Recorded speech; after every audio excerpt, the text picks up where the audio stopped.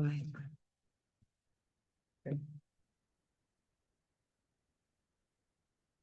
evening, everyone. Welcome to the zoning board of adjustment, November 25th, 2025. Salute to the flag. Pledge allegiance.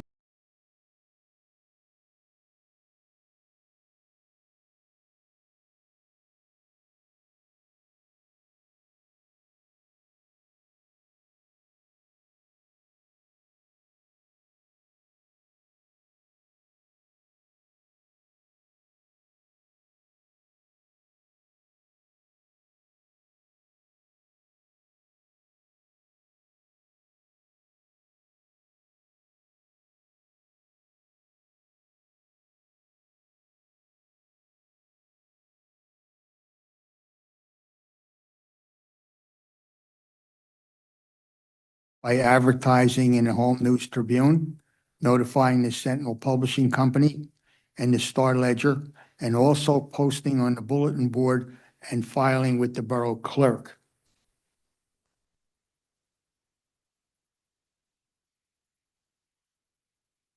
The zoning board had no meeting in the month of October 2025.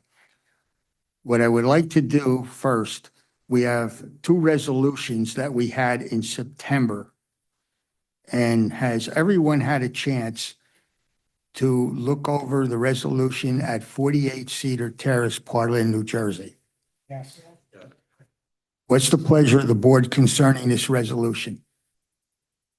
Mr. Chairman, I move that the resolution be adopted as written. Second. I have a motion and a second to approve the resolution. Roll call. Mr. Green, Yes. Mr. Kaczynski. Yes. Mr. Emma, Yes. Mrs. Gottstein. Yes. Mr. Castlegrant. Yes.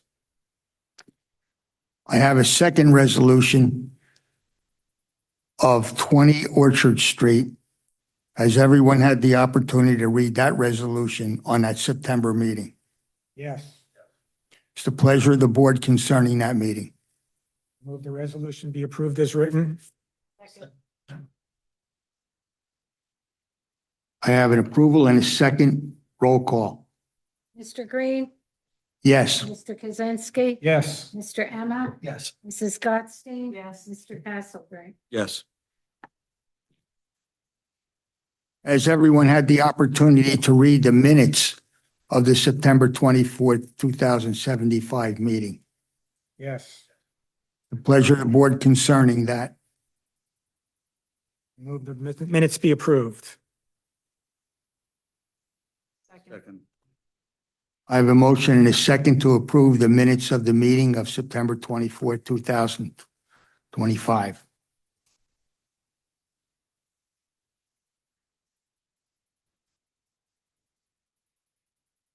The next application, oh, I'm sorry, roll call. We can do all in favor if everyone was here. Everyone The other two. here. Vote on the minute. Okay. Mr. Green, Yes. Mr. Kaczynski. Yes. Mr. Emma. Yes. Mrs. Gottstein. Yes. Mr. Castlegrant. Yes. Okay, our first case tonight is 2515 Lestock Properties, Johnson's Lane.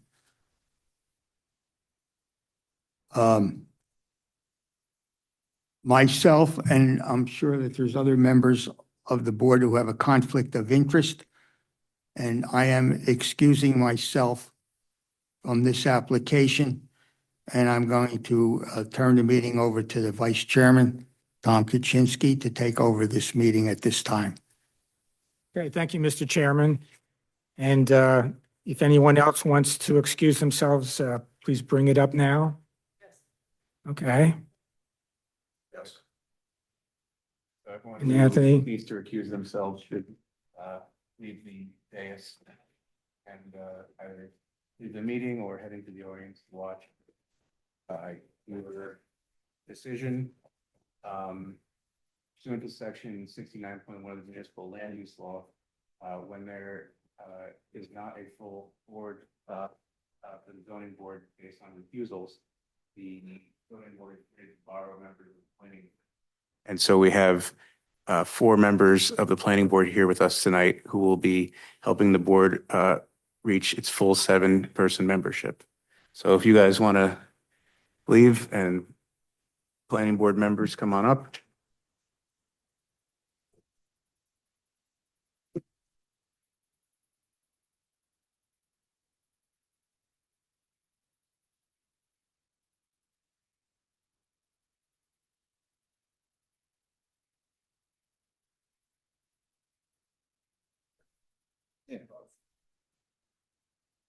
Are you used to being right? Yeah. Two times. It's a 69. Fierce now, right? Right. Okay. All right. Thank you, gentlemen, for coming. And let's just go starting with from my left. Please introduce yourself. Please give your name. Noreen Shaw, planning board member. Barry Muller. Tom Ty, planning board chairman. Keith Kendall. Okay. And we have a stenographer here, so let's give her a second to get all the names oriented.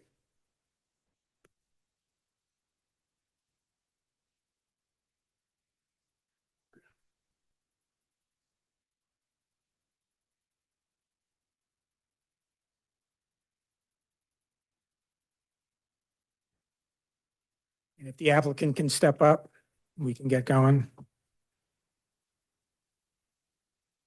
Good evening, Good evening. members of the board, council. Andrew Mays, M-A-Z-E, attorney for the applicant, Lestock Properties LLC. Here tonight is the principal, George Lestock. My main witness and is an engineer and planning and expert, Joseph Buch, and he is going to make the presentation to the board tonight. Okay, thank you. Just make sure you use the microphone so we're picked up because we're being zoomed or whatever you want to call it.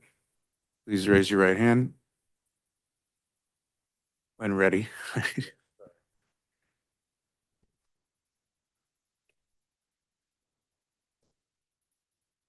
Do you swear, tell the truth, the whole truth, and nothing but the truth tonight? All right, you are sworn. Thanks. So as stated, excuse me. My name is Joseph Buch, that's V as in Victor, U-I-C-H. I'm a licensed engineer, professional engineer and professional planner, as well as a certified municipal engineer in the state of New Jersey. All my licenses are in good standing. For the benefit of the board, my credentials, background in civil engineering from Lehigh University in 2006.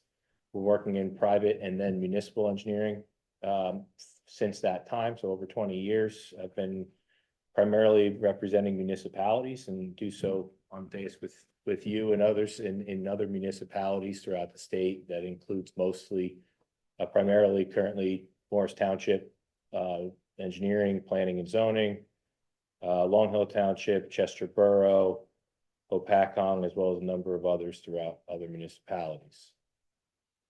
Okay, any board members have questions of the engineer? Move we accept his credentials. Second. All those in favor? Aye. Anybody opposed? Okay, you're approved. Thank you.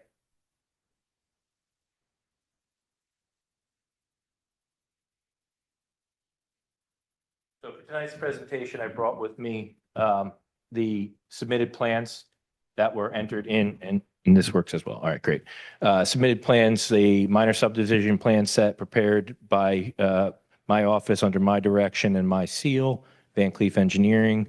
That is revision 9/30/2025, submitted as a revision, well in advance of the 10 days prior to this hearing and the prior hearing that we had postponed. Also included in our submission was a reference survey as well, prepared by my office.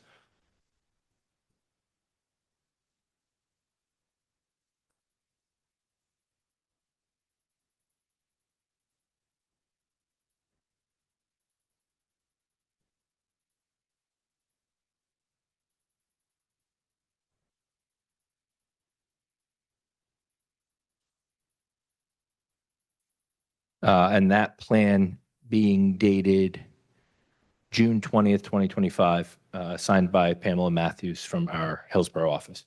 And I will start with utilizing that for our reference, beginning of the presentation.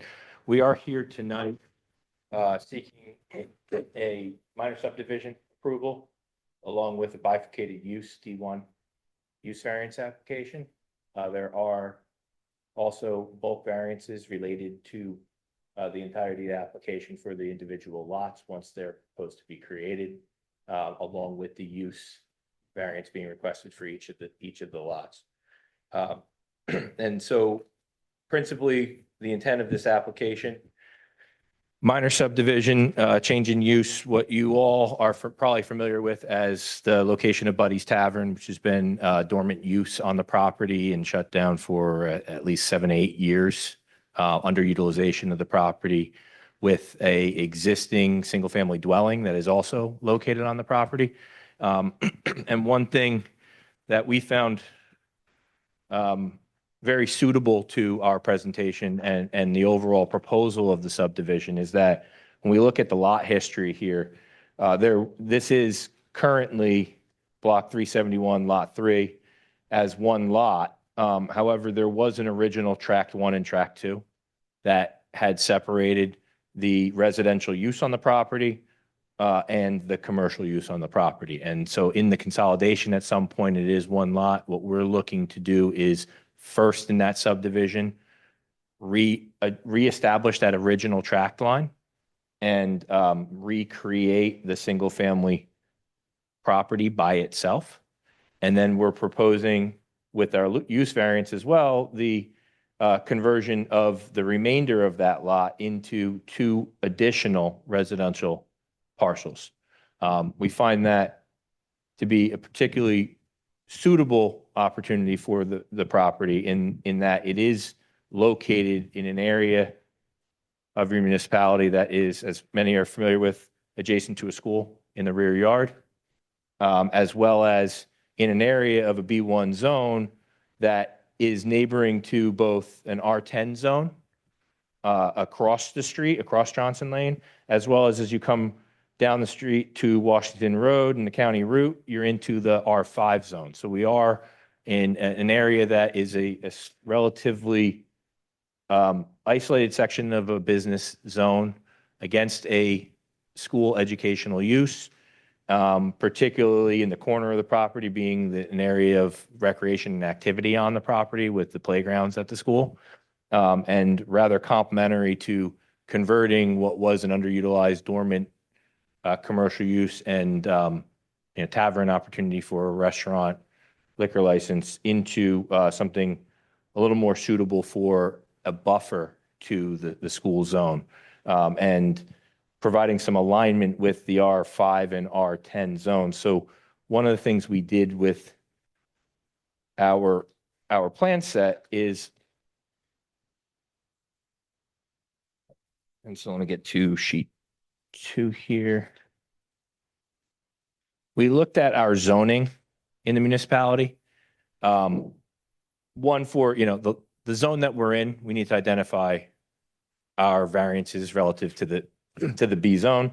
But then we also looked at the requirements in the R5 and the R10 zone because we're proposing a residential use. It's most appropriate to then compare yourself to those residential standards to identify the appropriateness of the size of the lot and create some consistency with your master plan, your zoning opportunities, so that the property is holistic to the vision of the municipality and the adjoining residential zones.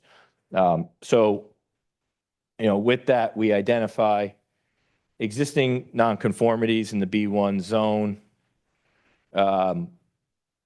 as well as what would be existing nonconformities to the R5 and R10 zone, and those mainly being relating to the existing structures that were on the property in the existing lot. And then as we look to establishing what I'm going to identify as from plan left to plan right, lot 3.01 proposed, 302 in the middle, and 303 to the plan right, which is the eastern side of the plan. Again, reestablishing the existing frame dwelling with essentially a plan at this time for establishing this lot, demolishing the existing structure, and leaving it pad ready for the opportunity to do plot plans under site plan exemption for conforming applications under the zoning with the variances that we're requesting at this time. We're proposing what would be essentially a C1 hardship proof on the existing side yard setback on this side of the dwelling, which is at 2.97, existing configuration of the lot, existing configuration of existing improvements. Proposing reestablishing that lot line that existed in the first tract historically with 4.41 as the setback, so that would be a C2 variance request, as well as then establishing 10-foot side yard setbacks on both of the lots. That would in itself be conforming in the B1 zone. Notably, that would be in an R5 zone, that would be an 8-foot setback. So that would be comparable to a 2-foot side yard, or in excess of the 8 feet to 10 feet, and then also compliant in an R10 in the other adjacent zone at 10 feet as well. Combined with front yard setbacks of 20 feet on the respective lots, that again is conforming to the zone, with the exception of the R10 zone, which would, so the B1 that we are in and the R5 provide conformity at 20 feet setback. And in the R10 zone, where we have a 10,000 square foot lot area as opposed to a 5,000 square foot lot area, we have a slightly larger proposed setback. That is a setback that we essentially can provide from the street. However, we are providing a dedication in the right-of-way for consistency of the right-of-way to expand the variable width of the right-of-way to conform with the adjacent lots on all sides, consistent with some of the recent approvals of the planning and zoning boards in recent years on adjacent lots in the area. Cleaning up the right-of-way, perfecting it, and with that, we have an effective depth that is greater than the proposed 20-foot setbacks in the front yard. So in comparison to an R10 where there's a 25-foot setback, you would essentially be able to have the same visual impact and plan development of these homes at a consistent setback, which, as you can see, consistent with the frame dwelling next door to the west, and then consistent with the existing dwelling on the home to apply a consistent setback, a compliant setback. So the existing nonconformities we have on the subject properties, see bulk variances related to east, west, and both side yard setbacks are 7.82 and 2.97, 7.38 respectively, where, as I was just saying, 10, 10, and 20 is required in the B1 zone. And building coverage was at 30.2%, where 25 was allowed. So looking to reduce that footprint and those nonconformities, and then reestablish with new lots and new sizes based on the variance requests. We're making requests on C bulk variances on the east, west, and both side yards for lot 301. As I said, plan left. At existing 4.41, 2.97. That would be the 4.41 on the east, 2.97 on the west, and then a combined of 7.38 where 10, 10, and 20 are required. That is a hardship variance on the west side, a C2 variance on the right side. The looking at lot area as well, where 10,000 square feet is required in the zone. And all three lots would be undersized. Those lots being undersized to the B1 zone at 10,000 would be respectively, again, left to right on the plan, 6,472 square feet, 6,171 square feet, and 5,870. So roughly all the same size, and the variation in the square footage is that we're establishing consistent 50-foot widths, and with the variable right-of-way that we're offering in dedication, that changes our depths of the lots respectively. So they're all in that ballpark of essentially a 6,000 square foot lot. Comparing to the R5 district, you have a 5,000 square foot requirement. So we're exceeding that R5 requirement. We're looking to then the R10, which matches the B1 at the 10,000. And so as we compare the proposal of establishing the three lots compared to your zoning in both R10 and R5, we find consistencies with lot sizing, setbacks, other bulk standards, particularly suitable to the R5 in the neighboring area, and some undersized in comparison to the R10. But what I draw your attention to on the site location map on our cover sheet is in the R10 zone, we have relatively narrow lots with depth to them. So the overall lot size of that 10,000 is made up mostly in depth of lot rather than in width and side yard and neighboring side yards to neighbors. So proximity of homes, setback from structure to structure is more comparable when we look at the homes in the area from doing our drive-bys and our planning analysis.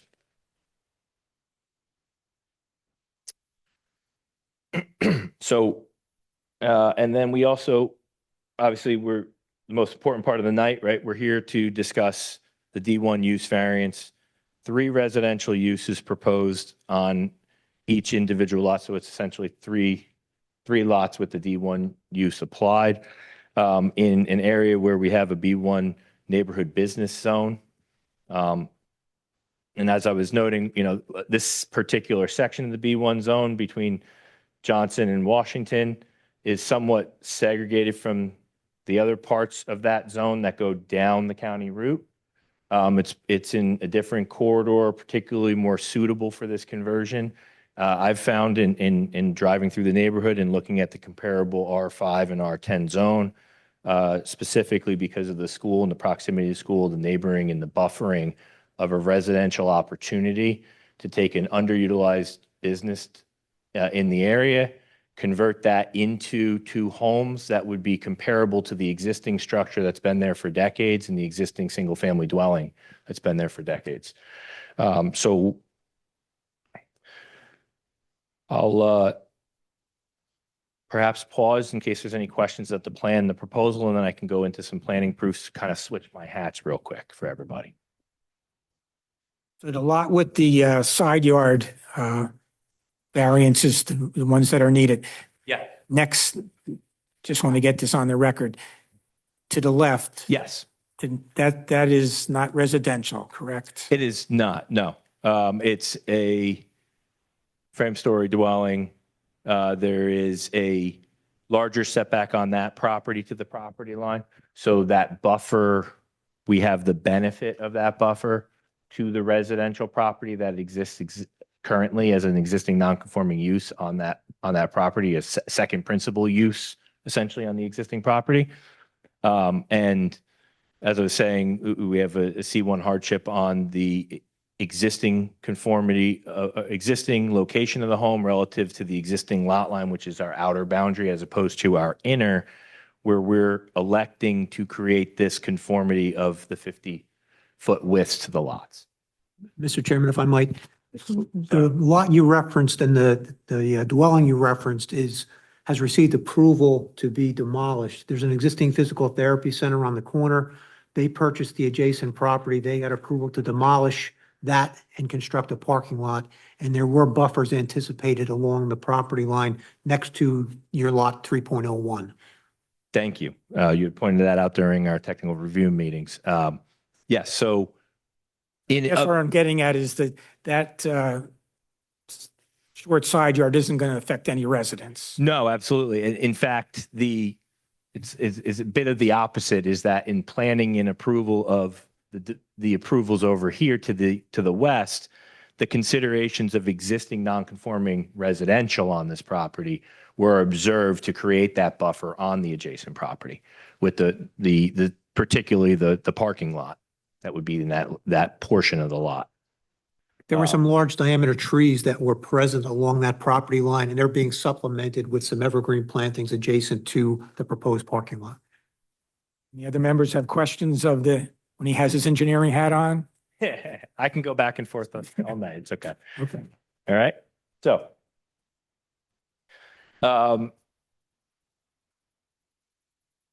half of you are normally a zoning board. Some of you are normally on other boards, right? So, just to cover the bases, right? So, zoning boards have the power to grant D1 variances on non-permitted uses, specifically under, we call them the D1, right? Because of the MLUL and the citation in reference to the D1, 70 D1. In particular cases, and for special reasons, so-called positive criteria proofs. This has been held through the courts that the promotion of general welfare and the zoning purposes that are most clearly amplified as meaning the special reasons under the Medici case. For non-inherently beneficial uses, the benefit of the general welfare comes from the development of the site in the community that is particularly suited for the proposed use, and provided that providing proofs that the proposed application promotes at least one purpose of the zoning found in the MLUL section 40:55D2, right? So that's when we rattle off the A through, right, sections. And then we also must satisfy a negative criteria, right? Discussing two parts of that proof, that being the proposed use can be granted without substantial detriment to the public, and that the proposed use will not substantially impair the intent and purpose of the master plan and the zoning ordinance, right? So that's our D1 use standards. And so first, let's discuss some of the particular suitability and the positive criteria, right?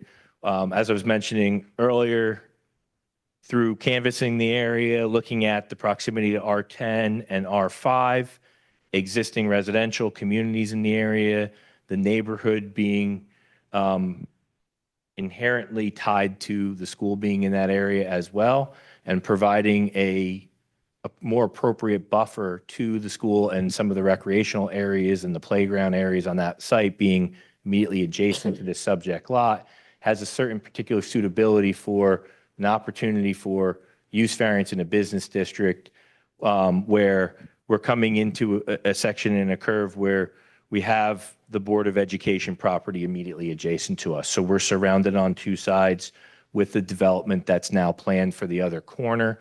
That anchor to your corner, not to speak for, your professionals in your plan, but is complementary to the Washington Road County Route corridor and that business district, and that opportunity provides an opportunity for breaking away and bifurcating from the zone and providing continuity with the educational use and the residential neighborhoods in the area. So I find that to be particularly suitable, as well as starting to address some of the positive benefits in our criteria. And, we look to then the purposes of the municipal land use law. And I personally choose not to overdo it when it comes to, A through Q. A, to encourage municipal action to guide the appropriate use or development of the lands in the state in a manner which will promote the public health, safety, morals, and general welfare. Again, it's talking about the existing neighborhood you have, an opportunity for infill development and underutilization of the existing property and an opportunity for the consistency of adding some homes in that area, I think is particularly suitable to meeting that purpose, A, as well as E, to promote the establishment of appropriate population densities and concentrations that will contribute to the well-being of persons, neighborhoods, communities, and regions, and preservation of the environment, right? The persons, the neighborhoods, the communities. That's what we see this as an infill opportunity, taking underutilization, providing buffer to the school, providing consistency to cross over Johnson Lane from the residentials on the other side, and providing that tie-in to the public facilities, the public education opportunity of the property next door. As well as then M, to encourage coordination of the various public and private procedures and activities shaping land development with a view of lessening the cost of such development and to the more efficient use of land. Right? You guys are all very familiar with municipality. To the extent that it's built out, to the extent of density that you have, infill development is the most practical reutilization and revitalization of areas. When you have underutilization, you have a property that has some dormancy on it, the opportunity to rejuvenate that and to do that consistent with an opportunity that reduces costs, is not cost generative, and provides for holistic opportunity to complete the neighborhood is the way we look at this. And then when we look at negative criteria, right? Negative criteria realistically here, I think, is losing a business opportunity, losing an opportunity for commercial uses in the area. I don't believe there are any, in particular because of the location of this site, the fact that you have a corridor on the county route that is supporting your business area, your business zone, the B1 zone, and it's a strong enough zone as it stands in that corridor. And then this leg of the zone being more complementary for this opportunity to flex with the school as well as the residentials across the street. So I don't find any negative criteria with the granting of this variance for the respective D1 use variances. As we then discuss the bulk standards that we're requesting on some of these, we have, as I said, a C1 hardship on the existing dwelling and the proximity to this 2.97 on the side yard, where 10 feet is required in the B1 zone, and comparatively in our R5 or R10 is respectively 8 feet or 10 feet. On the opposite side, we have a proposed 4.41 feet there. That's to allow us under C2 hardship proof to reestablish that original tract line. And doing so allows us to provide conformity on the other two lots. So there's a bit of a balance here to the best planning alternative and the opportunity we have available to us to rather than shift everything over and create and comply on that side and then create non-compliance on the other, or having multiple non-compliances across 3 lots for C2 bulk variances. We're looking at that area as an opportunity to reestablish an existing prior historic track line, and then from there observe the full side yard setbacks on the respective neighboring lots. So that existing dwelling will gain some setback from their neighbor that's compliant on their neighbor's side, and they're the one imposing on the new structure, so to speak. Comparatively to the existing arrangement, we see that it's really a welcomed opportunity to take what is about a 10-foot setback from the existing commercial structure and welcome in a residential neighbor as a comparable land use to that existing structure and that existing tenancy.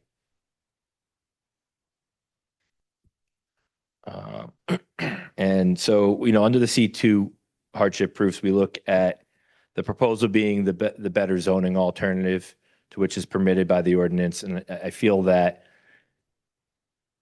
laying this out in this manner, and like I was saying, providing the 2 compliant side yard setbacks on the other 2 proposed lots in light of the variance being requested on the eastern side of the existing dwelling, provides that better planning alternative to kind of condense those requests into the existing nonconformity and preserving that with the proposed lot to remain as lot 3.01, and then proposing the most compliant opportunity for bulk standards on the other two lots. And then I'll open up to questions. Okay, board members have questions? How about our professionals? Do you agree? Jay? Mr. Chairman, we had a report that Yeah. was submitted. First item had to do with construction of curbing and sidewalk along the frontage as well as street trees. The adjacent property that I mentioned was going to be expanded as a parking lot. They were required to construct sidewalk along their frontage. So we're recommending that be continued along the frontage of these three properties. Yes, so we're aware of that. We are supportive of that. We would request essentially, we could acknowledge that during this approval, and then we would address it during design of the individual plot plans. That kind of leads into the next comment. What the board is being asked tonight is to create these lots. They're not proposing any construction on the two new lots. Correct. So what that means is when they want to go through and file for building permits, they're going to have to comply with the requirements of the R5 zone. They'll have to submit a grading plan, a soil erosion plan, a tree preservation plan. They'll have to comply with RSIS requirements for off-street parking. So that'll be handled not before this board, but as a function of going for building permits. For some reason, if they aren't going to meet a side yard setback requirements, they'll have to come back to the board to get a variance for it. But at this point, they're not proposing any variances on the two lots that are vacant. The only two variances are on the existing lot because of the side yard setbacks. Correct. And it reminds me, just to clarify for the record for the board, and with the approval, as I was mentioning, we were observing at this time, the 10-foot setbacks on the existing B1 zone is what we showed on our plan. It would be our request that the R5 bulk standards be applied to the property as part of the approval, so that the two lots being created could have the benefit of that flexibility when working through the architecturals, that if there's an element of the building that undulates on the side, that 10 to 8, what is an 8-foot compliant setback in the R5 zone, I find to be particularly suitable for the establishment of the bulk requirements on these two lots. And the last item had to do with how you're going to file your subdivision, whether it's going to be done by map or whether it's done by deed. We would Yes. need descriptions, and you just have to get lot numbers, confirm Yes. that they're approved by the tax assessor. Yes, so same comments that we shared this with Jay during the TRC. Same comments that I always hold everybody to as well. We will be filing by deed as a minor subdivision. We think it would be the most convenient. We'll be preparing meets and bounds descriptions, providing those to your professionals along with the deed in draft for the board attorney and municipal attorney if necessary to review, and then filing them appropriate and providing a copy of the recorded deeds to the municipality. That will be done in concert with speaking with the tax assessor, making sure that we identify the lots on those deeds in the conformities, in the preference that they have. I've shown them on the plan as 301 through 303, but we can change those. They could remain lot 3 and then the others, whatever the preference is of the tax assessor. And for the planning board members, this is consistent with how the planning board has approved subdivision applications, where you've granted approval subject to filing grading plans and soil erosion plans and tree plans when they go for their building permits. Yes, and while we will be filing by deed, it was the intent of our plan set to conform to the map filing law as well. So the record set that is with the approval would then also then conform, which makes it much easier for us to work with your professionals and review the meets and bounds for final closures. Chair, could he address the issues identified by Mr. Fowler in his report in the miscellaneous Yes. section? Let me get to it. Go ahead, John.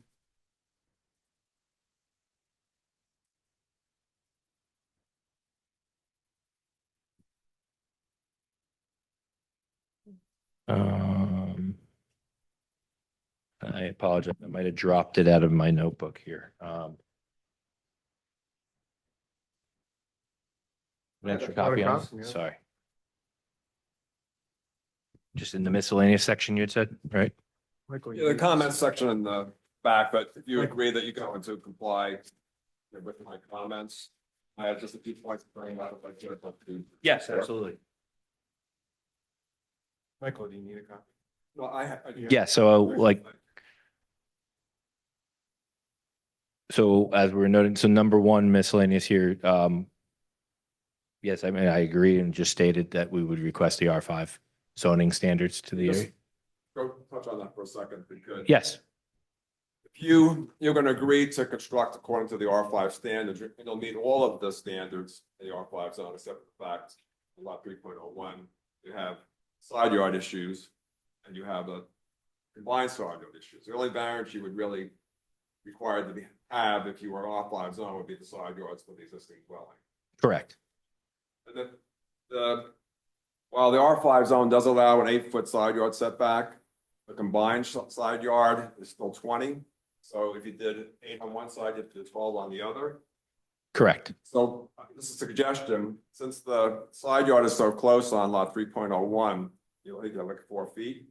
If you do 12 feet on that side of the lot next to it. And shift, 8 feet on the other side, so you have your total 20, but then you have 12 feet plus 4, you have 16 feet from the new dwelling. Mhm. Existing structure. yeah, and so that, yes, I think we're comfortable with that, looking at providing on the westerly side of both 302 and 303, Well, it just would be. or just for the middle lot? Yes, where the side yard on lot 3.01 is 4 point something. feet, I Yes. believe.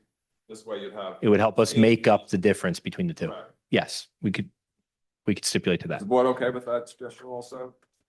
Yeah, very good. Yeah, please see. And the other statements in there about meeting certain sections of the zone requirements. Yes, as far as absolutely. design is concerned, when you do your plot plan, Jay will be looking, a lot of those things, so I think. Yes. Those are covered. Yes, I'm comfortable with all of these. Like, any comments on the proofs of positive and negatives? I think it's fine. It's a better planning alternative than I think trying to go with another commercial project there. And the bulk variances, better planning alternative to go with an R5 zoning. So I think it makes sense also for the C1 and the C2. But I have no problem with the schools to the rear, residential on most areas around the property. The other question I had was actually directly across the street is the gravel parking lot, I guess, that the bar and restaurant used to utilize. Just one of my questions, what was going to be the disposition of that lot, since I guess it was parking associated with the restaurant. Now, the restaurant is gone, so what happens with that lot? Yeah, so that lot was not provided as part of the contract. So it is still a separate matter. It would essentially be what I would term it, a vacant dormant use. And to keep my planning hat on, it's a accessory use without a principal use on the property. So in itself, to be used as a parking lot, arguably would need to get a approval from the boards to be able to be used as a parking lot for the neighborhood or some other principal use on another lot in the area. That's basically what I want on the record. That Yes. It's still not going to be a parking lot. It is not going to be a parking lot. It's not part of the transaction between my client and the current owner. So it is still in their ownership and would be addressed under separate applications. Thank you. That's all.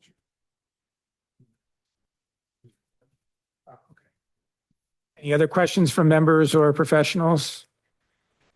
So this is a little bit new to me. So we're sort of changing the zone. You're not really changing the zone. Well, can you explain that? I don't think we've done that in the past. So, first off, initially, if this board grants the application, it will have to grant the C variances under the existing business zoning. However, it can also choose to apply a certain type of zoning as part of its approval to the property. And so what's been said is that the most applicable type of zoning seems to be the nearby R5 zoning. So that in the future, if they have to come back, it will be under the standards of the R5 zone for their side yard setbacks, their bulk setbacks and variances. rather than under the B1 zone. So the board has 3 use variances. It has what, 1, 2, 3 bulk variances, is that correct? Mike? This, 3 lot area, Right, 3 lot width, and then the side yards. Yeah. And, on 3.01. And those bulks are because we're applying the R5? no, those bulks are from the B1. B1, okay. Because you can't technically rezone Okay. the lot. However, you can give an approval saying that in the future, as a condition of your approval, that the property will comply with the R5 standards. Mr. Chairman, as an example, B1 zone allows 25% coverage for a building and 85% for impervious, which means you could have basically a house, a bigger house that's all paved, as opposed to the R5, which has the 20% coverage and 45% impervious. So that's why you want to have the residential standard, since it's going to be constructed for residential. All right, one more time. Any questions from board members or professionals? All right, I'd like to open this up to the public. Any comments from the public? I don't see anybody coming forward, so I'll close the public portion. You want to wrap up, or are you finished?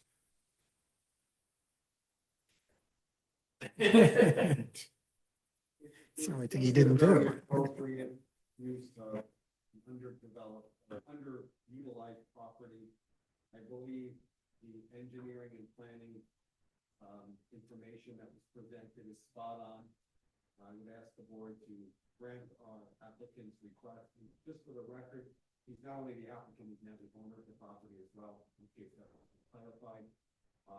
And I believe this will just be a benefit to the entire area. With no negative. Okay, thank you.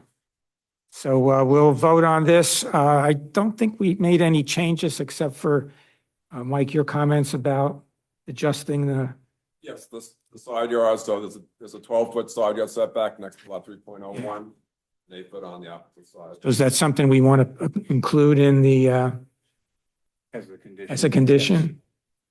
Okay, so we're going to include that as a condition of approval? Yeah, okay. Westerly in the middle lot will be a larger of the 2. To accommodate compliance on the component. And compliance with the engineering and planning letters as well, our conditions. Okay.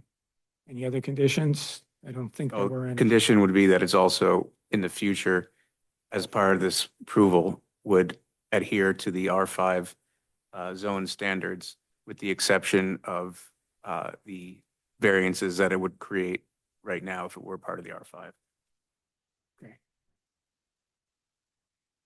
Okay, with all those, I'd like to have a motion on this application. Motion to approve? Second? Okay, motion's been made and seconded.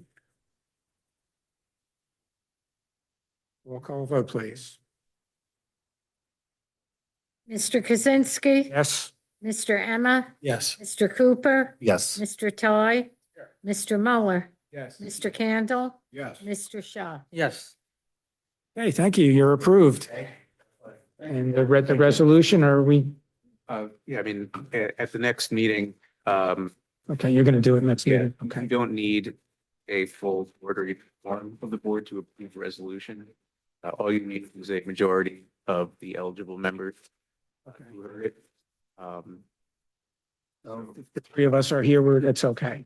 If only 2 are here, that's fine. Then there's 2 voting for it. And if only 1, well, 1 is a majority of 1. Okay. So Well, in 2 weeks, we'll have the resolution approved. please provide me with the transcript in advance of that to assist with the resolution drafting. Need- Take care, yeah. Sooner the better. Hey, Tom, hey, Tom, you gotta close the meeting.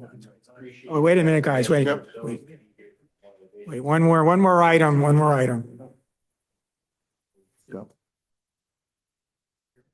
Okay, can I, I'll be in touch. having no other business, come before the board, can I have a motion to adjourn? Make a motion. Motion's been made and seconded. All those in favor? Aye. Aye, okay, thank you, planning board members for showing up. Thank you. You're welcome.